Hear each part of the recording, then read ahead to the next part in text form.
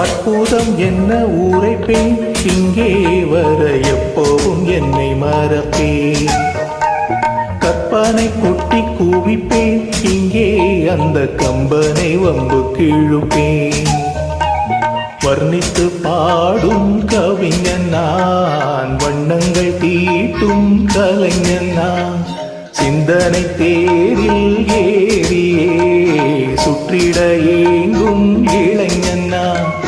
மண்ணில் காணும் யாவும் என்னை தூண்டுதே, எந்தன் கைகள் நீண்டு விண்ணை தீண்டுதே. இந்நேரம்